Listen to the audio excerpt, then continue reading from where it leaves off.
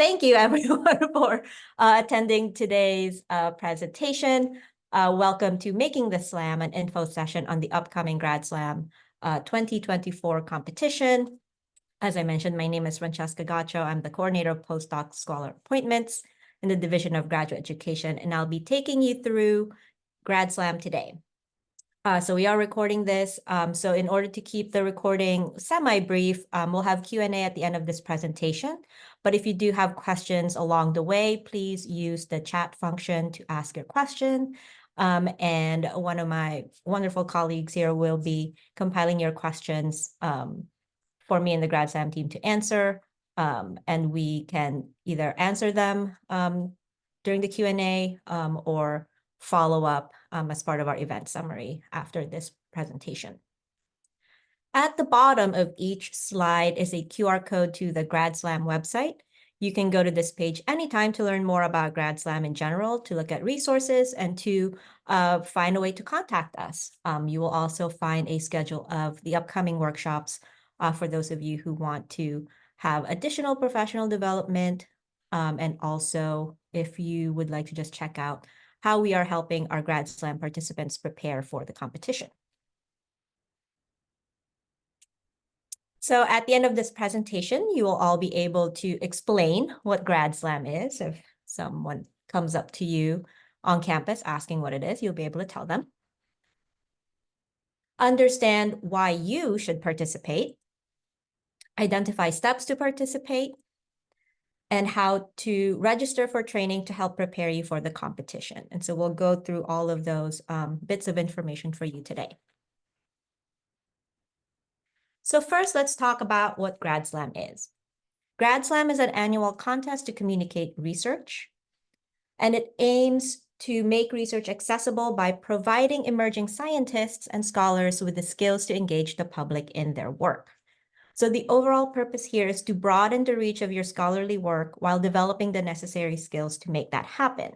It's also a wonderful way of learning a little bit more about your research. The more that you talk about your research to different types of audiences, so not just the expert audiences that you communicate with, like other scholars in your field, or perhaps your faculty mentor or your advisor, the more you're able to really get to know your topic. So if nothing else, this is a great opportunity to have a deeper kind of engagement and knowledge of your own research topic and how you might be able to communicate that to non-experts. Grad Slam is also an annual competition here at UCLA that is produced by the Division of Graduate Education, and specifically our Operations and External Relations team. So I just want to briefly let you know whose names and faces you'll be seeing throughout the competition for support and guidance. We have Ivy Ibwin, Vanya Shalini, Courtney Guevara, Louis Smith, and Araceli Barriga, who's not here today, but you'll see her emails. You'll be seeing them and communicating with them at different stages of the competition when you participate in Grad Slam. And these are also the faces and the people who will be answering emails when you send us your questions. So let's start with the competition structure. So first, you must register to compete before January 26th in order to participate. And this QR code here will take you to that registration form. You do need to enter your UCLA credentials, so UCLA single sign-on is required to complete that form. The competition, so once you register, the competition starts with a qualifying round, which is a video submission round.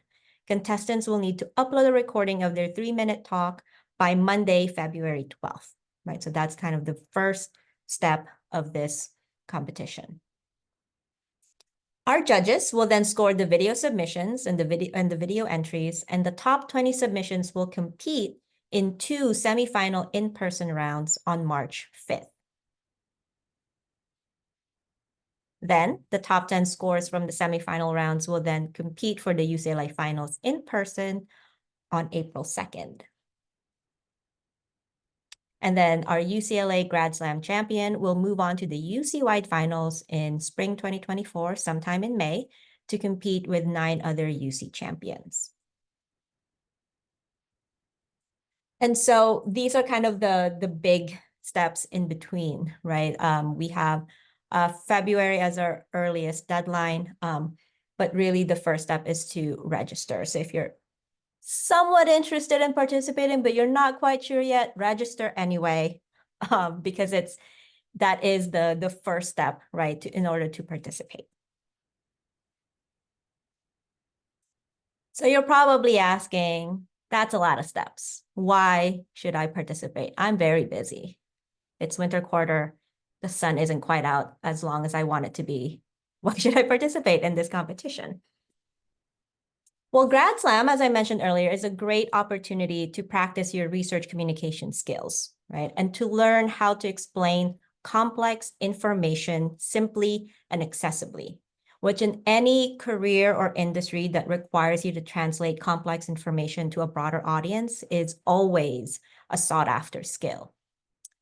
This skill is also particularly valuable when you're writing grant applications, sometimes to reviewers who may not be experts in your field, when you're writing scholarship or fellowship statements or essays to fund your research, writing one-sheets or articles for public audiences. So if you are at all inclined to speak with the public about your research, and even something like doing your own podcast or blog about your research, right? Any type of public engagement with your scholarship, Grad Slam can help give you the tools to do that or hone some of those skills that you might already have.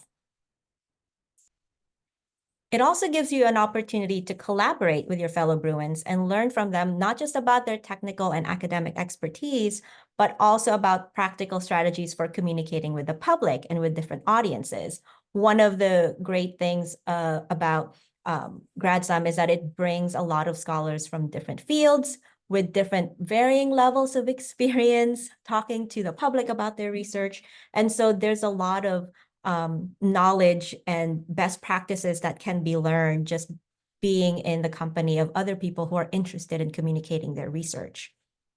So it's really also a great way to raise your scholarship profile, get it seen and heard by other faculty across campus, across other faculty administrators, donors, alumni, and even fellow graduate students that can lead to further collaboration or expand your networks to help you in your graduate journey.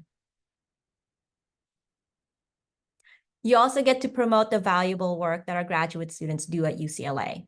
So at a time when graduate programs are facing a lot of challenges about their relevance or their importance, this is an opportunity for you to show the very tangible and pertinent questions and solutions you're working on as a scholar and as a professional. And so it's another way to kind of show the relevance of your scholarship to an audience that is much broader than who you might have had opportunities to share with on campus. And ultimately, it's never too early or too late to grow your presentation and storytelling skills as part of your professional development. These two skills are invaluable to any form of communication in academia and beyond. And so you will get dedicated training through small group sessions and workshops. So you will be supported throughout the competition to make sure you are strengthening those skills. And finally, there's prizes, right? This is a great opportunity to also get rewarded for communicating your research successfully in the form of a stipend. And so all of our participants, registered participants who submit a video will receive a $50 gift card. But then for those of you who make it onto the finals, there are stipends as well as stipends making it into the UC-wide finals. Okay, so now you're thinking, I'm sold. Francesca, you've done it. I am signing up right now. If you can multitask, sign up right now. But if not, like maybe wait like a few minutes till I finish this presentation. But now let's talk about how you can go about participating. So first of all, you must be a graduate student at UCLA. So that means you are registered and enrolled in winter quarter 2024, and you are in good academic standing. So master's and doctoral students as well. So if you are holding off on signing up until my spiel, like you can now scan this QR code, save it on your phone for a hot minute, and then complete the registration. So just a reminder, January 26th is the deadline to sign on. So let's say you've already submitted this registration form, you're committed, you're doing this. To be eligible in the qualifying round, you must attend and participate in one small group coaching session, right? And so that is an opportunity to further hone your pitch and your presentation. You must also record your 3-minute research pitch using Zoom. And you must submit your video submission by 11:59 p.m. on February 12th, 2024.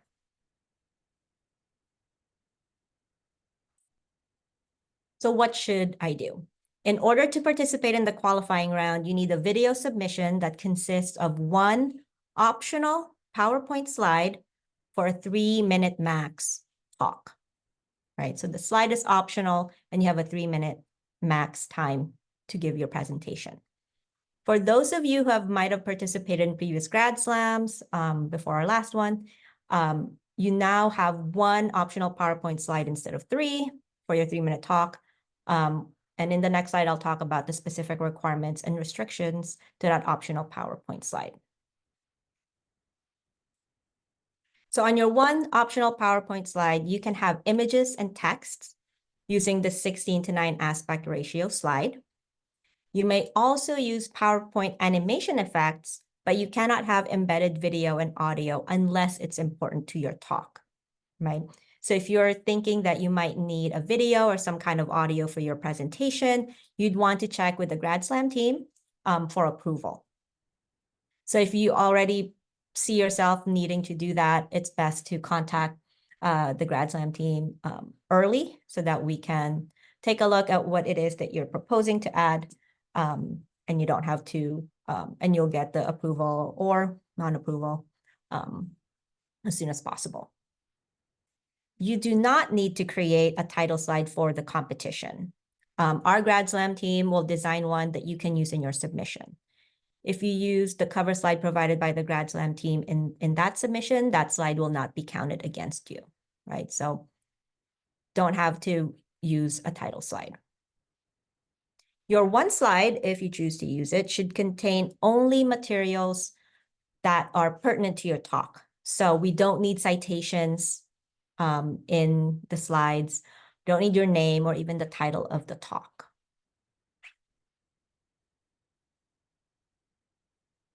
The next element is the talk itself. Your recorded talk must not exceed 3 minutes. Otherwise, you will receive penalties for every 2 seconds that you go over, right? So for example, should the presentation go longer than 3 minutes, points will be deducted from the final score, beginning with a 1-point deduction at 3:03, 1 point being taken off for every 2 seconds the speaker continues after that. In the video submission round, you have every power to keep it at 3 minutes max, since you will be recording the talk yourself, right? And so practice and really try to get that timing at 3 minutes and under. Remember that you do not have to introduce yourself when you start your talk. I know that's kind of wonky, kind of think about just start talking, but it's 3 minutes, no title slide, no need to introduce yourself. Just get straight to your research. So within that 3 minutes, there will be categories that our panel of judges will take into consideration when scoring your submission. First, we want to clarify that competitors will not be judged on the video or recording quality, right? Instead, you will be judged on the presentation and your ability to communicate research to a non-specialist audience. And so our focus here isn't on technical fidelity of your recording feature, right, of Zoom, but rather on your ability to communicate your research. So what does this look like more specifically? Well, your presentations will be scored in a scale of 1 to 5 in the following categories: clarity, organization, delivery, appropriateness, intellectual significance, and engagement. And in the next few slides, we'll talk about what questions our judges will be asking when they're looking at your presentations based on these categories. So let's start with our first three here. For clarity, the judges are asked to think about this question when viewing your presentation. Did the speaker provide adequate background knowledge to make the talk and the importance of the project understandable? So here you see that the primary concern is content and the speaker's ability to communicate the value of the research and the context necessary to understand it, right? We've had a lot of successful participants give us just a little bit of background about where the research might be coming from, where the research question, why the research question is important to ask. And so it never hurts to give your audience a little bit of that so that they can better receive the information that you're giving them. Next, our judges will be looking at the question of organization of your talk. Did the presentation follow a clear and logical sequence? This is about how well you laid out the different steps to information in your talk, right? So somewhat related to clarity in terms of context, what do we need to know first in order to better understand your research? And then delivery. They will be asked to judge your use of pace, enthusiasm, confidence, body language, eye contact, and vocal range. So this is related more to the performance of the talk, right? And in the video submission round, that might seem awkward because there's no audience, right, to play off of. And so we would recommend keeping in mind this idea of pace, right? And also vocal range, when to emphasize certain words, how you're bringing the information basically to life to an audience who might not know anything about your research. Next, they will be asked to judge the appropriateness. And by this, they mean, was the topic and its significance communicated in language appropriate to an intelligent but non-specialist audience? And here, they're really looking at how well you translate discipline-specific, right, technical information to a broader audience. So this is about how you're able to interpret or translate jargon, right? Very specific things in your field that everyone who studies this topic might know about, but a non-specialist audience might not know. They will also be looking at the intellectual significance of your talk and your ability to communicate the importance of your project to the discipline or a broader context. So sometimes I think our folks in the humanities and arts might feel like this is particularly challenging because it may not be immediately obvious how your research has practical significance or relevance, right? How could a study of ancient Egypt be relevant to someone in 2024 today, right? Might be a question. But I want to emphasize here that the significance can also take the form of how is this important to our understanding of this topic in this particular discipline, right? And so if your topic is a little bit more abstract or a little bit more philosophical, then tell us how understanding this abstract or philosophical concept can help us in our everyday lives, right? Or can help us in our understanding of specific concepts, right? And so for those of you who might have kind of that track in your research, this competition is absolutely also for you. And it's a great way to kind of learn how to communicate what might be abstract or philosophical concepts to audiences. Let me go back. One more thing. If your research, if you have research that you collaborate with others on, you need to communicate the significance of your own unique contribution and identify that contribution. And so for those of you who are part of research groups or research labs where a lot of the work may be collaborative, we ask that our participants delineate, right, like specify their contribution and highlight that contribution. And finally, our judges will be looking at the extent to which your talk piqued their intellectual curiosity. Did you make it enticing or compelling to learn about your topic? So this is speaking a little bit more to that hook, right? How you get others to be interested in your research, how you kind of pique their curiosity about the very specific thing that you study.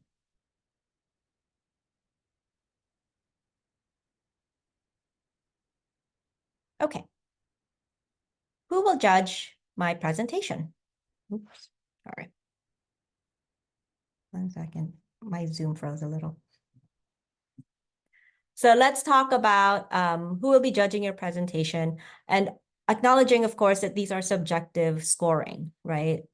This is based on how the judges are perceiving and interpreting your presentation. So let's talk about who will be judging them. Our judging panels for the qualifying and final rounds will comprise of faculty, academic deans, administrative staff, alumni, and donors. Great effort is made to select judges that represent diversity in discipline as well. And so this is really why tailoring your talk to a non-specialist audience is important, because you don't know who's going to be in the audience, and it's highly likely it's not someone who studies the same exact thing that you are researching.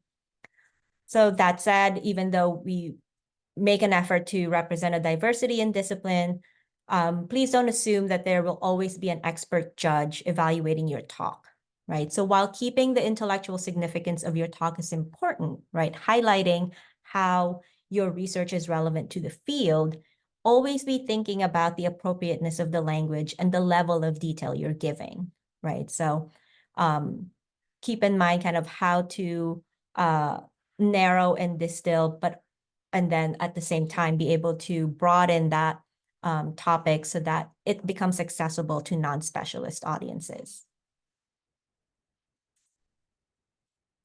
So as I remind you of what you should prioritize in your talks, I think this is a good time to talk about how you can get training and support to prepare for this competition. So we have Zoom workshops to help you get started. Grad Slam 101 is an excellent way to start things off. Actually, this one is, yes, is that right? Grad Slam 101? Yeah, okay, sorry. Grad Slam 101. So this is an important step to make sure you're off in the right direction. At this workshop, you'll go through exercises and activities to help you brainstorm and draft your talk with feedback and tips from former Grad Slam competitors who will facilitate these activities. So this is a really good opportunity to kind of pick their brains about how they prepare their talks. What kinds of strategies do they use? What have they seen from other competitors that they thought were really good approaches to delivering their presentations?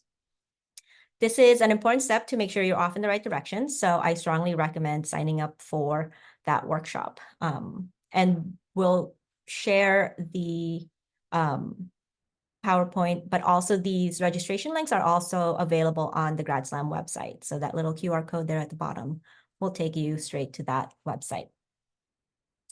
Next, we also have presentation skills workshops to help brush up on your presentation skills so that you can connect with your audience. The first is the basic presentation skills, how to resonate with your audience. And then the second one is crafting a compelling presentation. And so these are really good opportunities to then really think about the performance component of the competition, but also to a degree the content, right? How do you kind of pick certain examples that will connect with your audience so that they are a lot more receptive to the research talk that's about to come. And then finally, we have a workshop on designing your PowerPoint slide.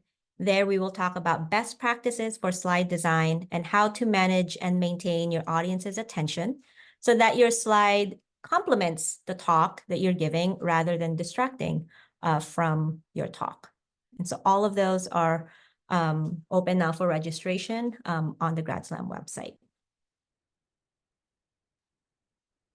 So the one required workshop you must attend and participate in order to qualify to compete is the small group coaching sessions.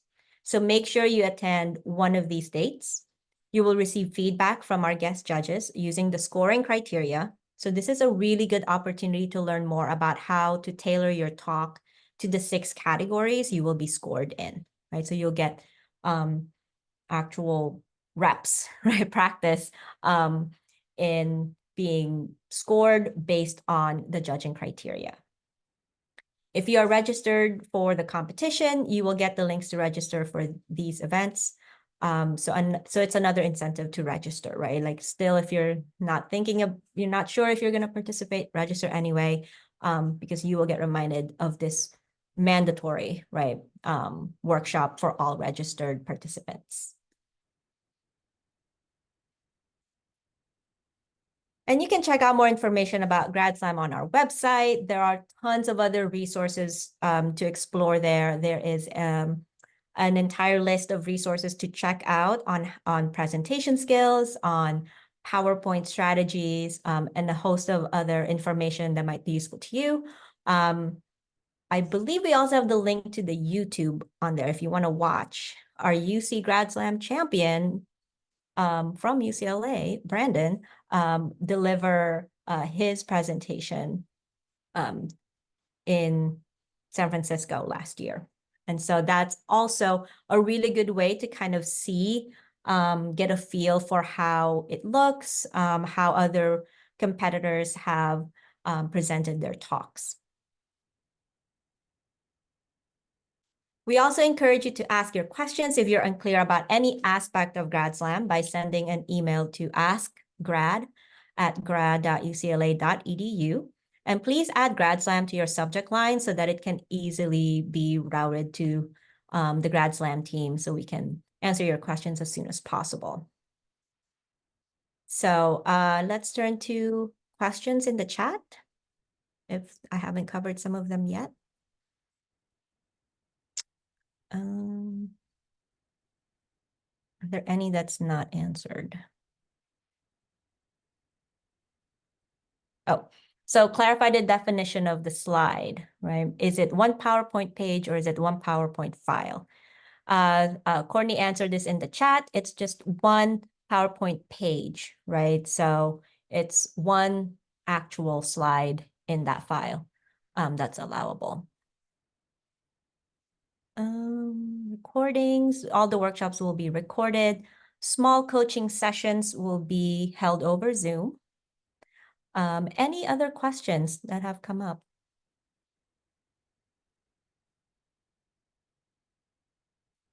Okay, great question in the chat. Oh, yes, Selena. I had a question. Are you like held to your video submission? Like, so if you make it to the final round, like whatever script you said, you have to say again, or can you continually refine your talk if you progress in the rounds? Great question. If I can ask Ivy to answer that based on her experience. You can continue to refine your presentation as needed, as long as you don't completely change your topic or your video, then that's fine. But you are allowed to make, adjustments to it, like any refinements that you feel like you need to make based on feedback from the judges, because we do share the judges' feedback post. Like if you make it to the semifinals, we will share the judges' feedback from the video round with you. So based on that, you can adjust or refine if you feel like you need to. From last year, we did have some people refine their presentations for the semis. So I hope that helps. Great, thank you. So I had this question come in. I participated in Grad Slam last year. Can I enter again? The answer is yes, but only if you did not win first, second, or third place, right? So only if you didn't place. And actually, there is great incentive to to participating in Grad Slam again if you didn't place last year or in previous years. Our UCLA champ and UC champ entered the competition, is it 3 times? 2 times? 2 times before winning the UC championship. And so there is something to be said about the repetition and learning a little bit more how to finesse your talk, how to tailor that talk a little bit better with every entry. And so if you have the luxury of time, if you're not graduating yet and you're starting a little bit early, it could be worth participating again. There's also a question in the chat. Is there a rule or limit around the number of animations you can have on the slide? The answer is no, but with a big asterisk of as long as it renders the PowerPoint usable, right? Because there are certain limitations to PowerPoint animations that sometimes if you add too much animations, it makes it very hard to load basically the content that's going to appear after the animation, right? So definitely something to consider. And just a reminder, you're not being scored on the slide, right? And so if you look at, if you recall the judging criteria, none of them are for kind of the slide component of it. And so definitely register for the Finesse Your Slide workshop, because we will talk a lot about what some of those strategies are if you want to like basically overlap animations, right? And how to kind of choose which ones will work best for you.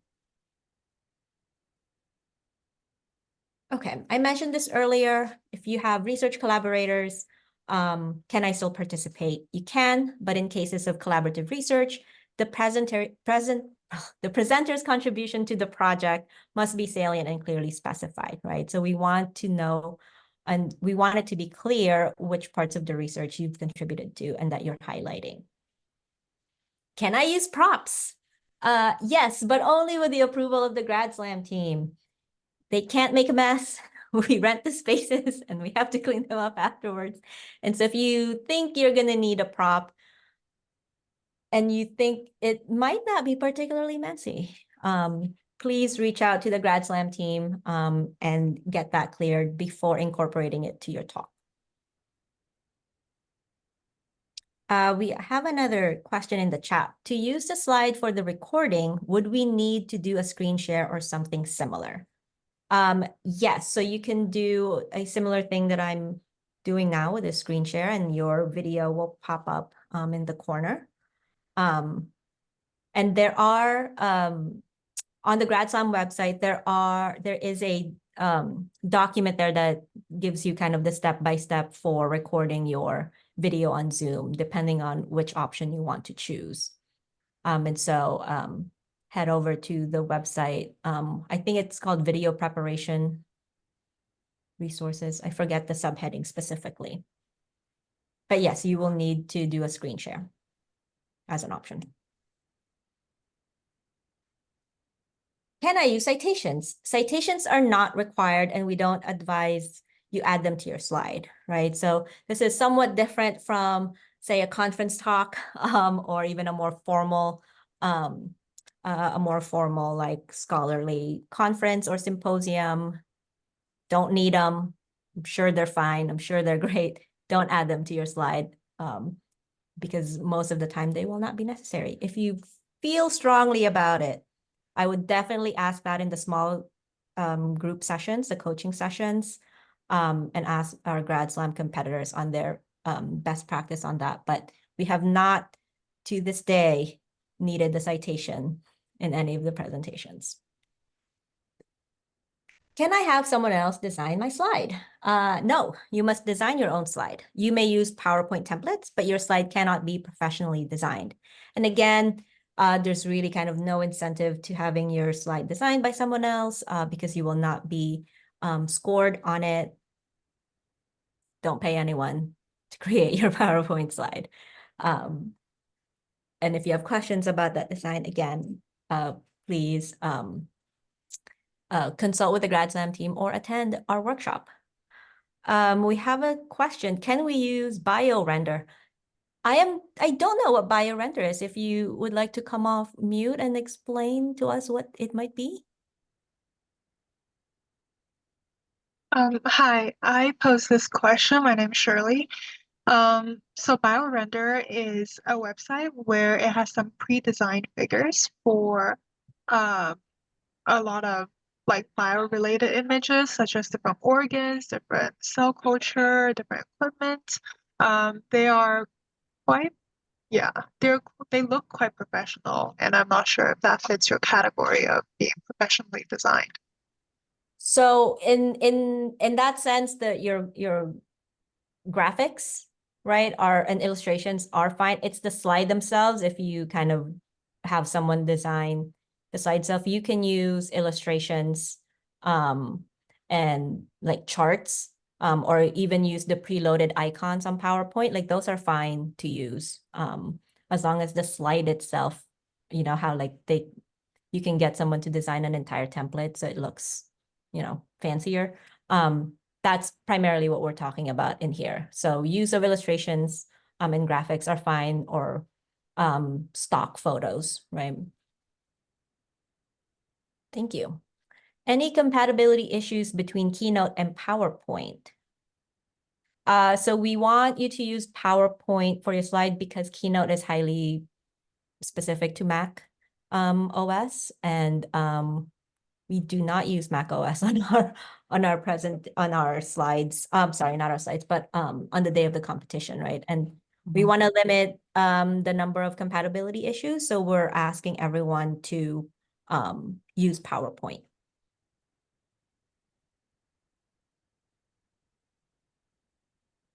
Other questions?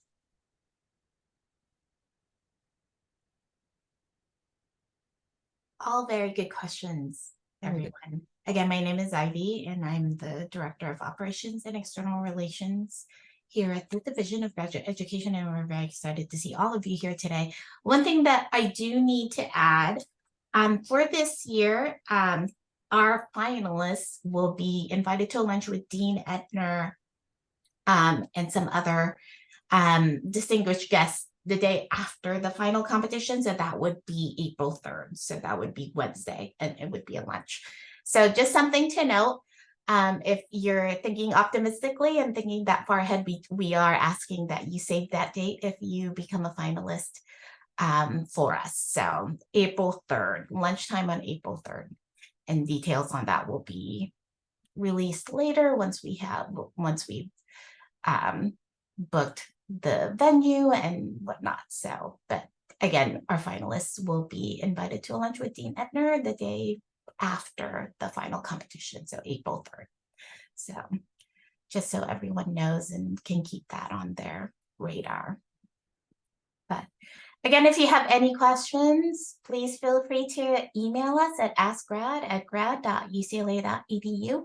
And I want to put a plug in for Grad Slam 101 tomorrow, because that one is a great opportunity to talk to some past participants who have placed, or in Brandon's case, went on to the UC competition and won the whole thing. So he will be there tomorrow if you'd like to pick his brain.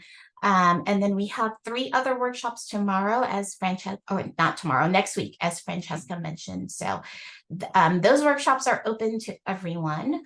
So if you feel like you need a little bit more help, especially with like just putting together your 3-minute presentation, then please attend. Basic presentation skills or crafting a compelling presentation. And especially if you have questions about putting together that one slide, please attend Finish Your Slide. Francesca will have some great examples of what worked, what might not have worked. And, we definitely have, now that we've done this one slide thing, we definitely have a good idea of what looks great in terms of the slides and what doesn't work for presenters at the campus level and the UC-wide level. So again, like she mentioned earlier, last year was the first year we tried the one slide thing. Before you had 3 slides, but from what we could tell, the one slide rule wasn't too much of a problem for our participants. So people were able to put together their presentations with no big challenges. I think if anything, some people were able to do more with that one slide as compared to like having just 3. So again, please attend our workshops. And like Francesca said, if anything, the one takeaway you should have from this workshop is to just register. You have nothing to lose by registering for the competition. And if you decide to submit a video, then you will get a gift card from that, just from doing that. So we highly encourage you to at least register, attend the workshops, and if you attend a small group coaching session, and hopefully we will see your video and see you throughout the competition. And again, if you have any questions, please ask them now or send us an email, and we will get back to you as soon as we can. If I can just plug for our humanities, social sciences, and education graduate students in the room. We would love to see your research. We've had finalists last year, several finalists last year from the humanities, social sciences, and education. And so it's always such a great opportunity to hear about research across disciplines, right? And so would definitely encourage those of you in those fields to register and to attend the workshop to help prepare. All right. If there are no questions, that's all I have for you. Thank you so much for attending. And please send us an email if you have any questions. Thank you all.